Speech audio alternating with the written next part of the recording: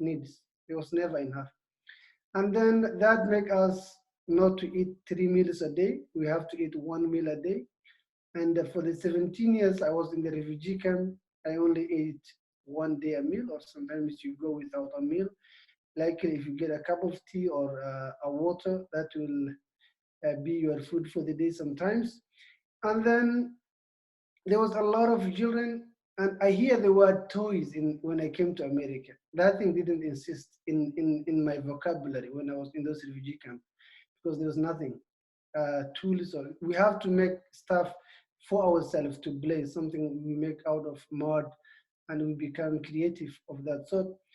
The schools were also overpopulated because there were many kids that wanted to go to school, but there were only few schools that were available. In one classroom, you may see like 80 students, and there should be only 20 space.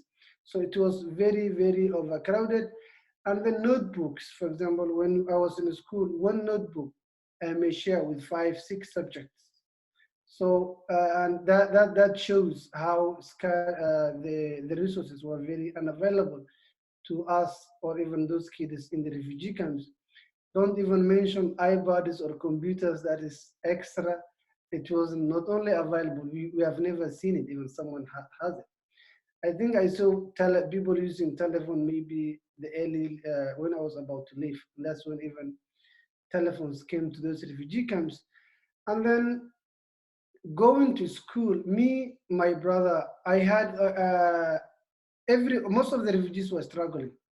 The extra struggle I had was I didn't have parental support. So it was me, my younger brother, my foster mom Fatuma, who also had her own problems because she lost everything. And then I have to choose: should I go to school or should I take care of my brother? What should I do? I always, because the only thing I knew and had was my brother. I didn't know anything else. I didn't know nothing else. All I knew was take care of brother, and that is the only thing that was left for me from my family. So it was a tough decision. With the help of Fatuma and other community leaders like the Tol Salan that you may read in the book, they convinced me to go to school with myself. I also knew and I also believed I have to educate myself to better help my brother and to better help the other refugees that are also still in the refugee camps.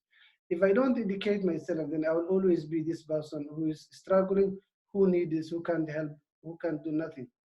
So likely I was able to go to school. Schools like here, you guys go elementary, for us there it was only 3 levels. You go to the primary and then you go to secondary school. Secondary school is like high school where you start from ninth grade to high. For you to go to ninth grade, you have to have a school uniform.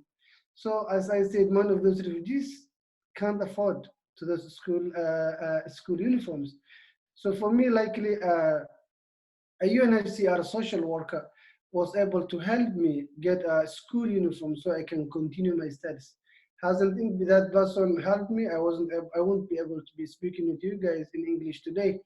That one thing I've learned from that is one kind thing you do for another human being and the influence it may have for the rest of their life.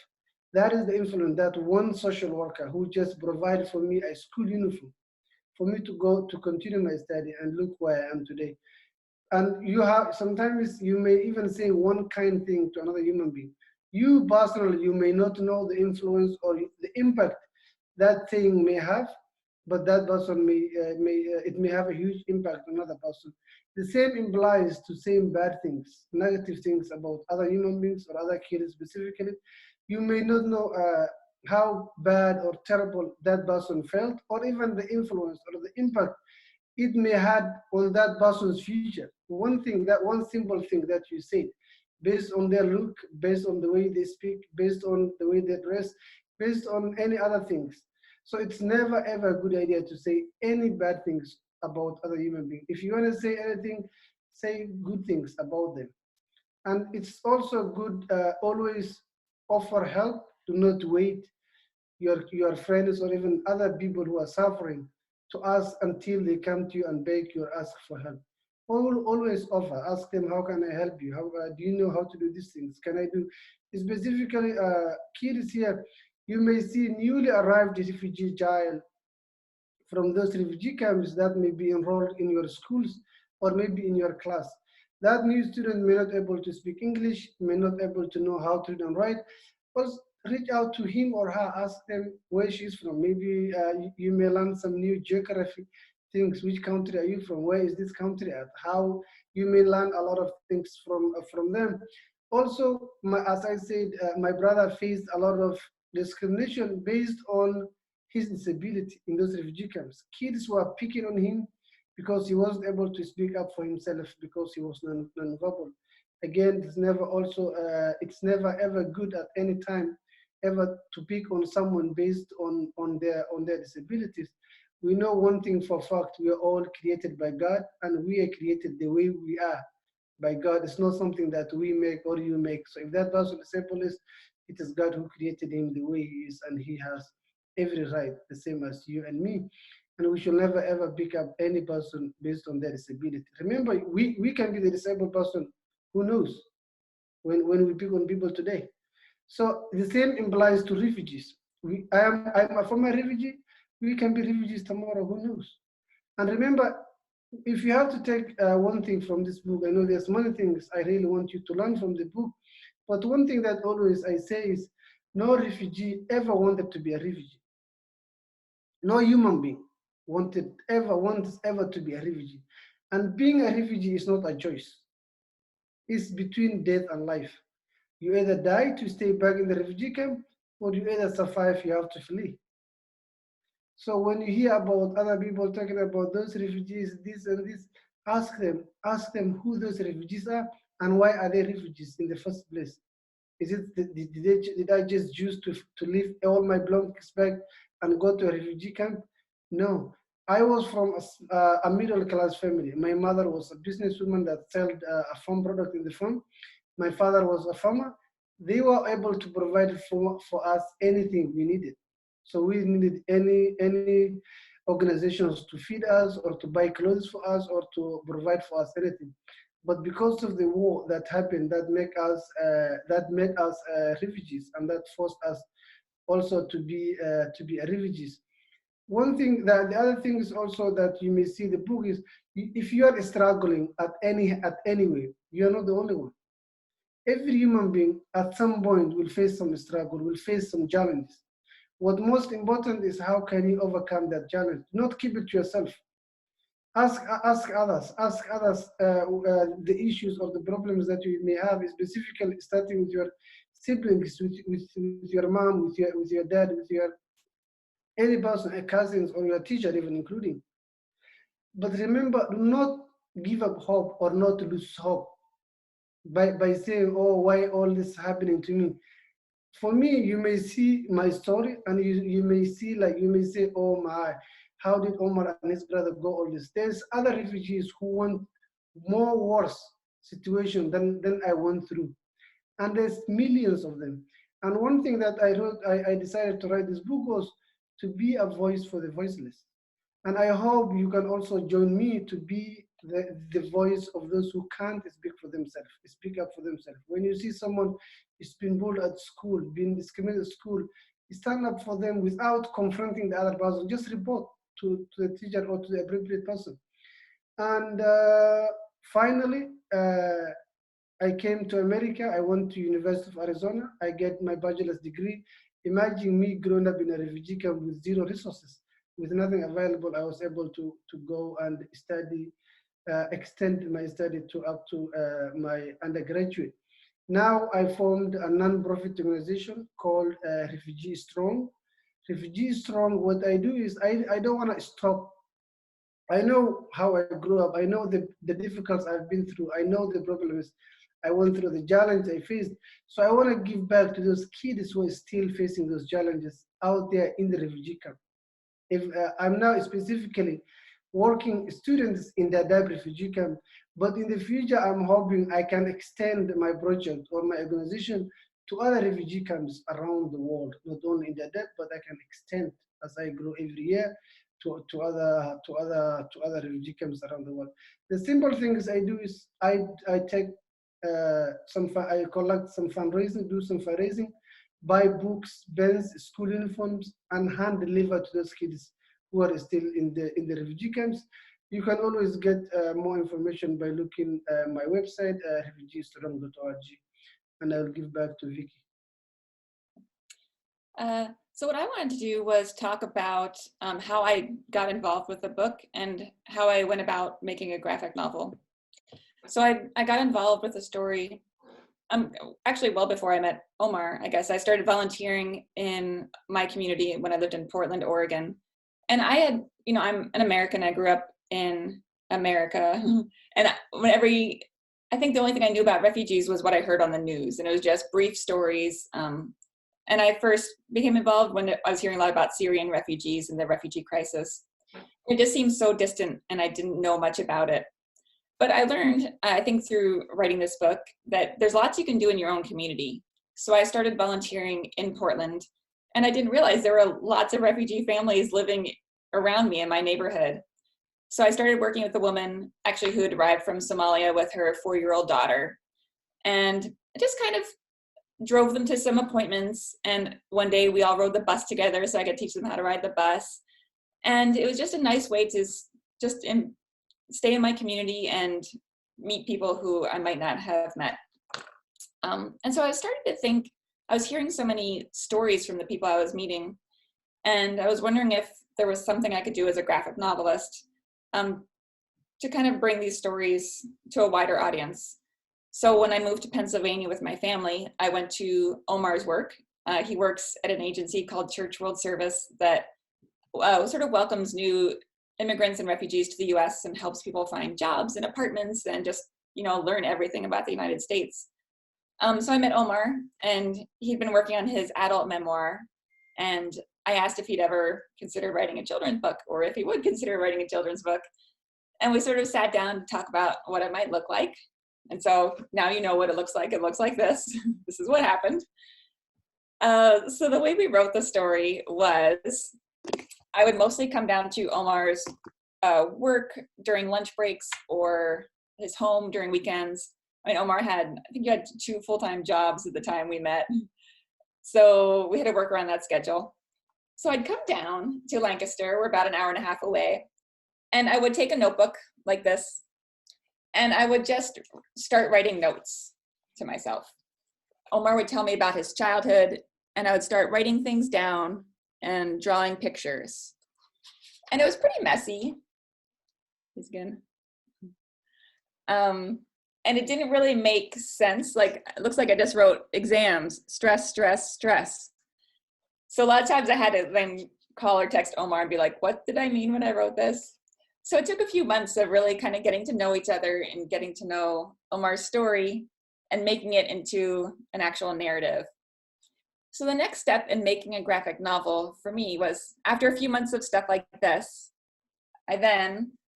and if you've read graphic novels and comics, they take place in panels. So I'd start to put the story into panels like this, which again is pretty messy and very scribbly. I always tell students not to worry if your first draft or your first drawings look terrible. All of my first drawings look terrible. That's kind of the point. You just get your ideas down. And then finally, after a few months of doing that, it reaches a state where it looks more like this, where now I've got sketches and I've got text in place. And this is really the point where we could share with our editor, or we could share with other people. This book in particular, we had a lot of people read it before it went to publication. People Omar grew up with, people who still live in Dadaab, people Omar didn't know but had spent time in refugee camps, just to make sure that we were getting the details right and we weren't making any big mistakes. So after all their feedback came in, and we made corrections to the art and everything looked good, the final step of making a graphic novel, this is my favorite part because it requires the least amount of thinking. It's doing the final art. I mean, I love to draw. That's why I became a graphic novelist. So I love doing the final art. So I take these sketches, and on the back of this sheet of paper, I scribble all over with a blue pencil. It's very low tech. Then I tape it to a nice sheet of paper, and I take a pencil, and I just trace my sketch really hard, pressing down really hard.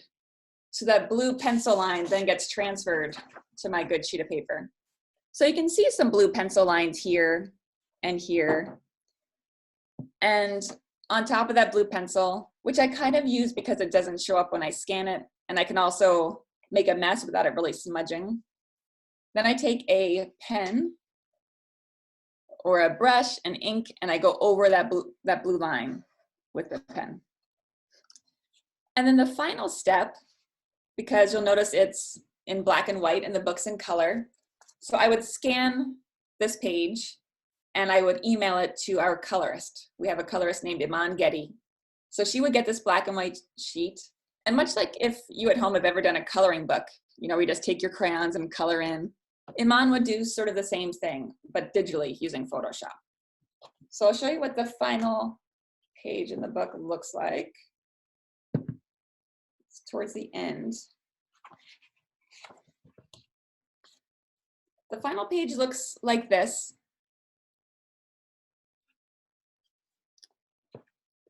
And you'll see a few differences between the two.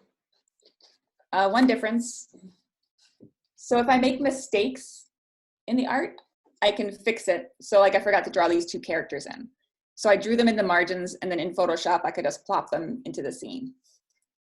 And then it's also bigger. So I draw the pictures a lot bigger than the actual book. And that's because there's a lot of details that I have to add. And if I were drawing the size of the book, it'd be really teeny tiny and it'd be really hard to see. And I don't want to hurt my eyes. So I draw it bigger so I can add all those details.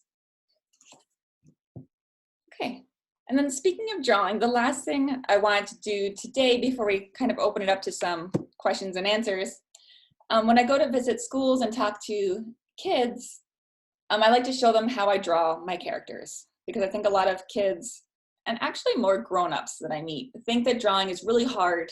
They don't think it's fun. They think that they're not very good at drawing. So I like to show how I do my figures because it's pretty simple. I try and use simple shapes. So if you're at home and if you have some paper and pencil around you, feel free to grab it and draw along with me. You pull out your paper, Omar. So with this book, one of the challenges, I'll call it, is that for the first time I was writing a book about a real person, and I had to draw a real person. So I know Omar as a grown-up, but I didn't know what he looked like as a kid. So, I mean, luckily Omar was here to tell me, like, I look like this, or my hair looked a little different. But I had to picture someone I knew as a kid. So if you're trying to make your own comic at home and you want to draw, say, your, a parent or your friend or your sibling, how do you do it? So with all my characters, I start with a very simple shape, which is the letter U. That's kind of how I start all of my human faces. It's just a basic shape, like a Mr. Potato Head doll. Then for the bodies, I draw the letter U, but I turn it upside down, like this. And again, depending on who you're drawing, you could change the shape or the size, make them taller or shorter, depending on who you're trying to draw and what they look like. So when I draw the rest of the body, I use an advanced technique that I like to call stick figures. So I draw a stick figure. And again, this is often when I meet grown-ups, when I tell them I'm an artist, and they say, oh, you're so lucky. I wish I could draw. I only draw stick figures. And I tell them I draw stick figures too. Stick figures are a great way to get a whole person on the page and kind of show what they're doing and how they're moving. So I use stick figures all the time. So that might be very literally how I start a drawing. So I like to get a little more detailed in my drawings. So when I draw faces, I still keep them really simple. A lot of times my eyes will just be dots. For a nose, you could do a backwards letter C, and then a mouth. So keeping it simple is nice because if you make a graphic novel or a comic book, you're going to draw your character approximately 10 million times. So if you keep them simple and easy to draw, then it won't be so hard to draw them 10 million times. So then with the rest of the figure, I kind of take the stick figure that I've drawn and I add clothes and muscles on top. So it's kind of like a skeleton that I'm then adding muscles to. A lot of kids tell me they have a hard time drawing hands. So I'm going to show you my simple way to draw hands. It looks like this. You draw a mitten at the end of an arm, and then inside the mittens, you add the fingers, like so. And that's a good tip because, you know, your hands create kind of a semicircle. They're not straight across. Your fingers aren't the same length. So that reminds you to draw them different lengths. So do the same with the other hand. And then one of the hardest things for me to draw in this book, and there are many hard things to draw in this book, people tell me they have a hard time drawing hands. I like drawing hands. I don't like drawing feet. And as Omar may have mentioned, or he might tell you, a lot of kids, most kids, I guess, in refugee camps don't have shoes. So I had to draw a lot of feet. So that was good. I never get upset if I can't draw anything. I just practice it. There are lots of things I can't draw, like cars. I still don't like to draw cars. Luckily, I did have to draw a few cars actually, and When Stars Are Scattered, but not too many. But usually in my books, I'm drawing a lot of cars and I don't like it. But I just see it as a way to practice drawing and to get better at the things I don't know how to draw. There you go. Did you draw it, Omar?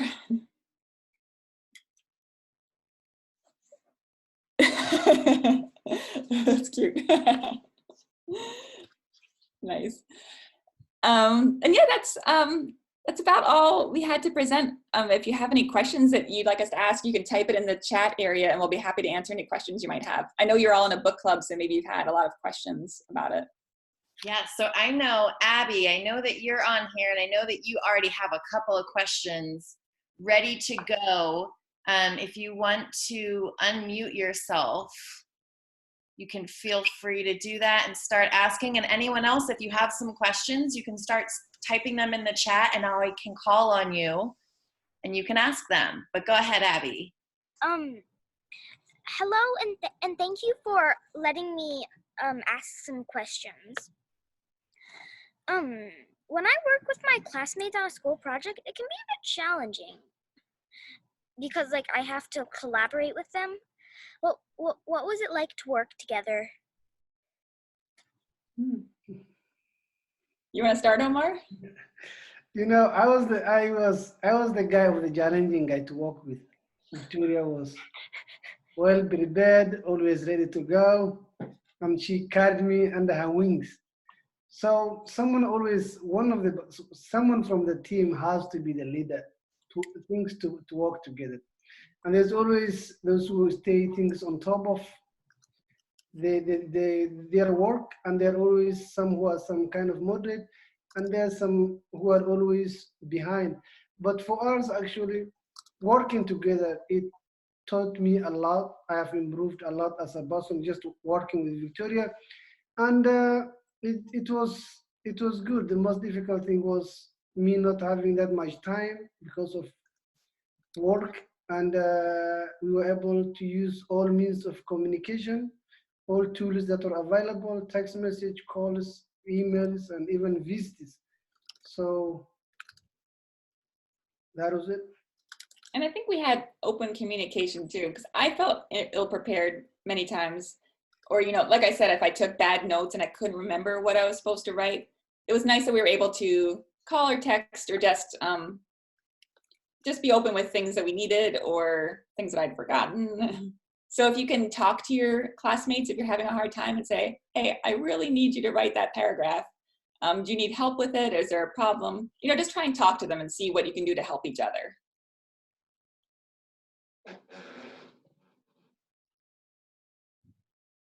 Awesome. Abby, do you have any more questions?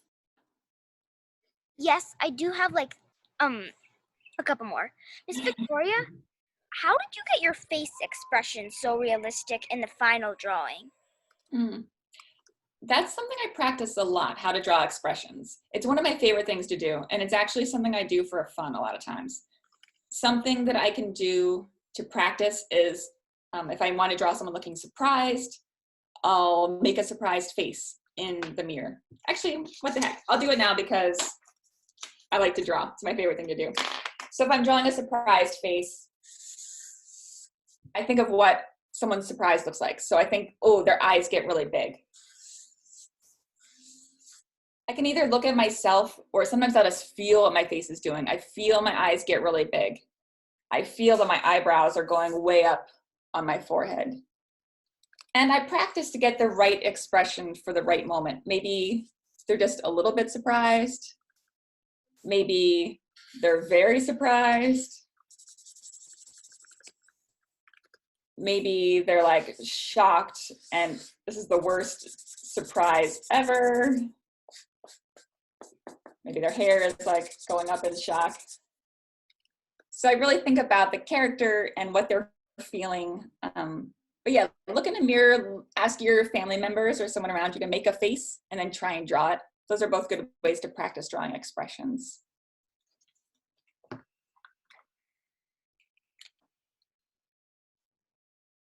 That's great advice.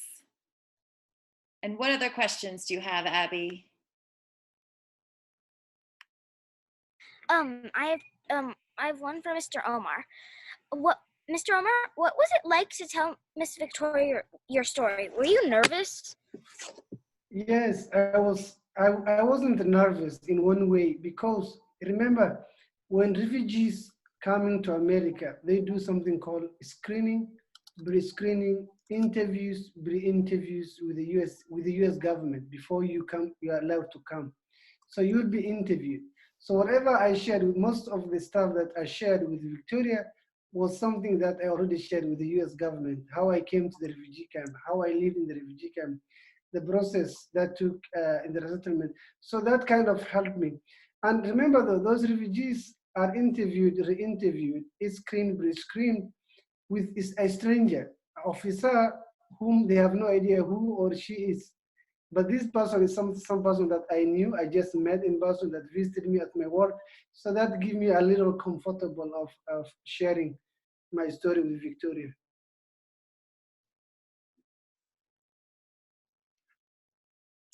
That's wonderful, very insightful. Any more questions, Abby? I have one more. Well, actually two more. What were your favorite books when you were a kid? Me, I didn't have any favorite when I was a kid because I had no books. Yeah. Would you hear stories from people in camp? Yeah, we will hear stories, but those were like stories that will be told by older people about what happened, how the war happened, blah blah, how we that stuff. Or most of the stuff we hear story about animals because we were pastoralists and we were farmers. So older people will tell us about different types of animals like giraffe, even because we were lived in the rural area most of the time. So most of the things that we hear in the refugee camp was only stories told by older people. And for me, I grew up reading a lot of books. I loved reading. So my favorite books as a kid were the Beverly Cleary books, like Ramona. I love those. I would read them over and over and over again until my librarian told me to read other books, but I was taking them out too many times. So I love those as a kid. Nowadays, I read lots of graphic novels. I love El Deafo by C.C. Bell. So many good books. I read all the time. It's hard to pick a favorite.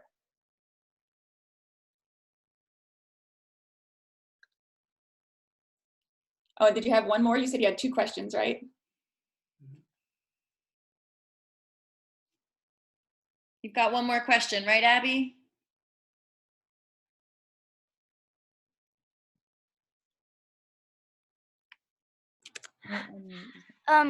Sorry, my mom was having a bit of trouble getting us unmuted. I just have one more for Miss Victoria. What's your roller girl name? So when I played roller derby, and that's the reason I wrote Roller Girl, because I played roller derby. So there's a picture of me playing. You can see my derby name there.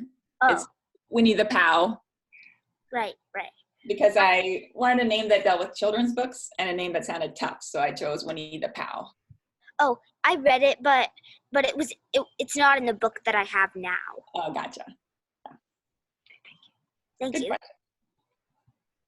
Thank you so much, Abby. We're so excited that you were able to participate and help me with the Q&A part today. We also have a couple more questions from some of the audience. So Katie, if you want to go ahead. Look at that, I muted myself. Katie, if you want to go ahead and unmute yourself, you can show Victoria and Omar the drawing that you wanted to show them. Okay, so my school is doing like this installation project. And so I decided to do like drawings of my favorite fairy tale characters. And I do like the stick figure idea where you do like the body and then you fill it in. So I just wanted to show you one of my finished ones. Wow. Cool. Is that Harry Potter? Yeah, it's Harry Potter and his friends. Nice. I could tell right away. That's awesome. Yeah, so the facial expressions, I use Sharpies and they kind of bleed a little. But yeah. Wonderful. That was good. I think it looks great. I hope you keep drawing. Those look amazing. Yeah, I've been trying different styles of drawings. Like this is like a cute drawing, and then this one I was copying off like a book. Oh. So that's a dragon. So Very nice, Katie. Thank you so much for sharing. Very All nice. right, and next up, we have a question from Pauline. So Pauline, you can go ahead and unmute yourself. Hi, Omar and Victoria. Thank you so much for sharing your stories with us today. I was wondering if there might be any more collaborations in your future. Well, first let me say hi, Pauline. She's my cousin. Thanks for tuning in. Hi, Cousin Vicky. Omar, do you want to answer that? I can't say no because it's more likely and it's more unlikely. We don't know where it's gonna take us, but I would definitely love to learn from the best, and that's Victoria, to learn from you and hope to write more books. When we first met and first talked about options, I think we talked for a little bit about making a picture book. And picture books are, I didn't write this one, but the bigger books for smaller kids with, big, anyway, some paperwork stuck in these books. My filing system's not great. So we talked about doing, a story for much younger readers, but I think we kind of settled for this book as a middle grade graphic novel. And when we met, Omar had been working on his adult memoir, but that wasn't something I could really do just because I can't. I can't write for adults. It's not what I love. It's not what I'm passionate about. I love writing for kids. So this is what I could do, and I'm glad that we could kind of meet in the middle and that Omar agreed to work with me. Thanks again, Omar, and that this was possible. And Pauline, I think you said you had another question. I see one more question and then something that you'd like to share. Yes. So, Cousin Vicky, as you know, we have a little boy, Andrew. He's 6, and he drew this portrait of you and wanted to share it. Wanted to make sure I shared it with him. Hey, Andrew. You got your hair spot on. Looks awesome. Yes. I wish my hair looked like that. Yeah, there we go. So he appreciated your drawing lesson. My second question for both of you was, I believe you're both parents. What do you think what do your kids think about you sharing this story, in Omar, in your case, your story, with the world? The worst thing was they didn't knew in the beginning. And I just stay out because I didn't wanted to confuse them, and even they don't know some of my background. They don't know about a lot of my background. All my kids were born here in the US, so they don't know specifically. They know I wasn't born here, maybe by my accent, who knows. But I didn't tell them in details, but I told them some specifics, and they didn't get the book yet. So that is very like unfortunate because they are with my mom right now. and I can't wait to share and read with them. And they are going to learn their own, and they're gonna have millions of questions for me. And one of the questions is gonna be, why you don't tell us? So I get a way to answer that question when I met them. Yeah. And I haven't shared this with my son yet either. I mean, my son's only 5. So I think I'll probably wait till he's older to share this one. But right now he thinks it's funny when we don't go into bookstores now, but if we go into bookstores, he just thinks I've written every book in the bookstore. So he definitely knows I write books, and he thinks I've written every single book in the world. Wow. Thank you so much to you both. That's great. It's wonderful. Next question we have is from Suzanne Covington. Suzanne, you can go ahead and unmute. Hi there. I have a quick question for you. I think that I'm an elementary school librarian, and I think that sharing the stories of refugees is extremely important. And I'm so thankful that you guys have written this book so that I can share it with my kindergarten through, well, maybe not my kindergartners, but my older 4th and 5th graders. But my question is once I share this book with kids, they're gonna wanna know what else they can do, or what else they're going to want more information. How can we share more of this with kids like you have in a way that is approachable for kids? Where can we send them? What other books would you recommend? That sort of thing. For me, actually, I'm open, and Vicky and I are available to ask any follow-up questions or anything in relation to this book. And you guys can always email us or use any other method to reach out to us. I think I also read a book about a child soldier, A Long Walk to what was the name? A Long Walk to Water? Yeah, A Long Walk to Water. Also, that was inspiring for me to see another giant who wrote a similar, not a similar book, but about giant soldier in Africa. The thing that they can also do is, I have a website that they can always look for more information about refugees. And there is also 9 resettlement agencies in the US that works with refugees. And that being said, is every state at least has, I think, some offices. And I'm sure Colorado and in your area, there's a resettlement agency like Catholic Charities or International Risk Committee, IRC, Church World Service, Christian Bethany Village. All those people will be, those organizations will be resourceful to you guys, because they are the one who bring refugees the first day they come to America. Even you can go and do office tour. We always get students, middle school or even elementary classes visiting our office, asking us questions. Hey, how many refugees came to this year? Where are they from? Which country they came from? Why did they come to America? So you can also do, and we also do something called kids will come volunteer in our office, and they will write notes to the newly arrived refugees, like welcome to America or thank you for coming, something of that sort, where we give refugee kids the first day they come. That will be the first note that they get from this school or from this specific class.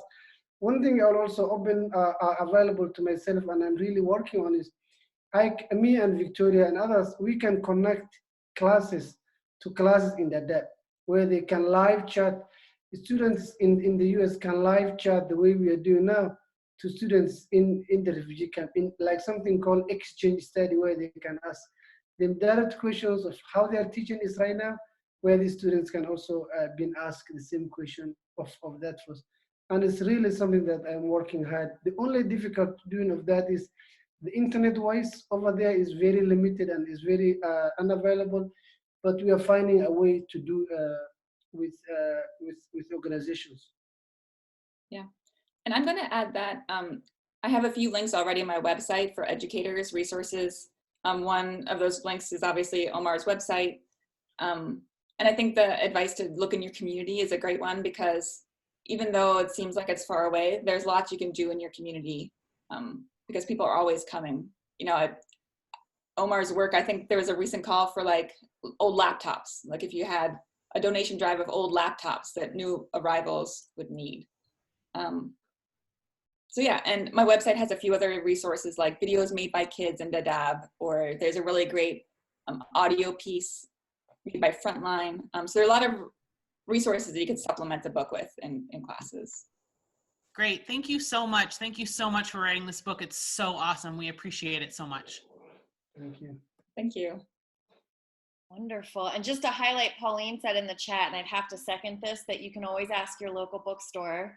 We're always happy to help out with that. Our final question today comes from Geneva, who is another one of our book club participants. So Geneva, you can go ahead and unmute yourself.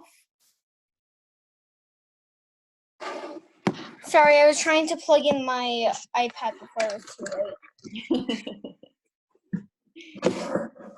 So, for Miss Victoria, what was your inspiration for All's Fair in middle school and Roller Girl? Are those stories that you experienced yourself, or are they stories that you heard from other people? Yeah, so both of these books, Roller Girl, All's Fair in Middle School, these are based on my life and experiences I had. So Roller Girl is based on when I played roller derby, and also based on kind of when I was 12 and I lost my best friend and what that really felt like to lose a best friend. And then this one was based on when I worked at the Renaissance Festival in Florida.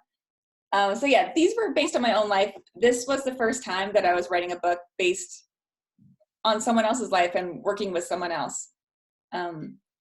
And yeah, if this is the last question, I guess I'll end by saying it was a real honor to be invited to work on this book and to tell the story of someone else. It's not something that everyone gets to do. So I'm really thankful. It's been really great for my life and for my family, and just to have this story as part of my life now has been really wonderful. So a big thank you to Omar for letting me write this book. Thank you. Any final words? Oh, did you have a second question, Geneva? Yes, I have a question for Mr. Omar. What choices or parts of your story and are you proud of? Because I know being a refugee can be very difficult sometimes. What moments during that period were you happy? The moment I was most happy, and most of the kids were happy, was in elementary. No, when you're in middle school. To go to high school, the space was very limited. So for you to go to high school, they only accept 150 students to go to high school. And we were about 800 students. Then there's only 150 students, a space for 150 students. So the most time, the time I was super happy was I was number 13 out of the 800 students. So I get my spot for my high school. So that was the happiest moment when I was in that refugee camp, that I get the opportunity to be admitted to high school. Otherwise, there was some other kids who were not able to go to high school, not because they didn't want it, because the school was not available to them. Thank you very much. Thank you. That's amazing. Thank you all so much for coming and for participating in this virtual event with us. A big thank you to Penguin Young Readers as well for helping us arrange this event. And a huge thank you to you, Victoria and Omar. We love this story. It is so wonderful and accessible. Taking such big topics and making it available for kids is something that we're really passionate about. So thank you for this incredible story, for sharing it with us, and for joining us today. How about everyone joins me one more time for a virtual round of applause? It's my favorite thing to do.